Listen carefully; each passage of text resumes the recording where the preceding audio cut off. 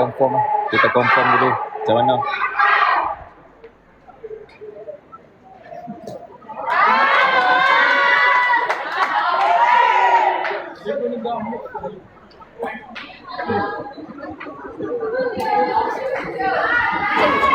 Poin Negeri Sembilan di dalam.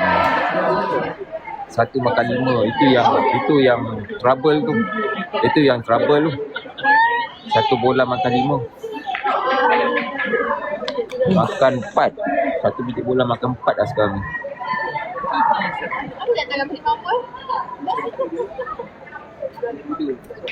Negeri Sembilan masih poin di dalam. Tapi ini belum tentu sebab dia minta arbiter yang ukur. Tengok pada arbiter punya pengesahan.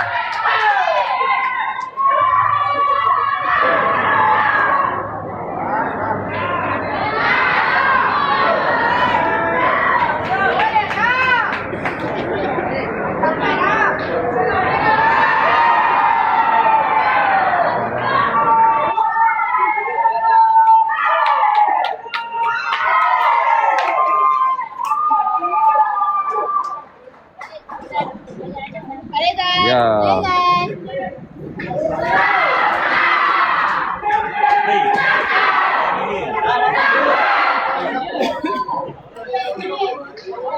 Poin 9 di dalam. Lembut lah.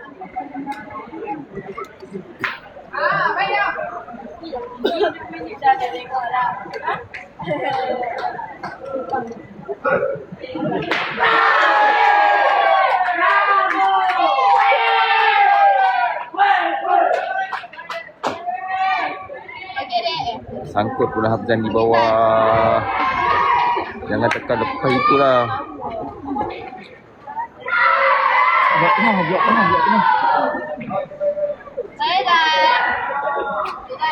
Itu yang sepatutnya dia kena buat. Dia kena lepas saja. Kalau sini pandang ni, kalau tekan bola liar. Bola jadi liar.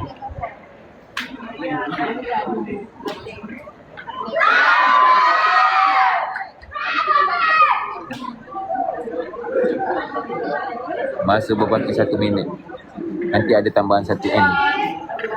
Rasanya dia main ni last N ikut rasanya. Sebab tinggal 1 minit ni. Bola di tangan Negeri Sembilan masih ada lagi macam tu pula. Keluar pula bola daripada Hafzan. Negeri Sembilan ada lagi 4 bola di tangan. Tinggal lagi 43 saat. Tinggal lagi 43 saat. Ini mestilah tambahan 1 lagi N. Tapi kalau N ni mereka boleh sumbat lagi 2 poin, lagi 1 cukup game. Sebab mereka dah 11 dah. Poin kat dalam dah 1, 12, tambah 1 lagi bola, 13 game.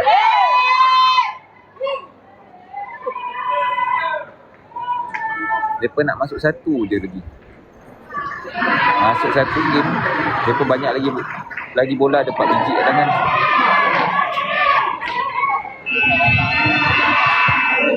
Perhatian, masa perlawanan telah tamat. Sila habiskan bola di tangan dan mainkan 1 N tambahan. Sekiranya keputusan seri, sila jalankan N penentu bagi menentukan pemenang.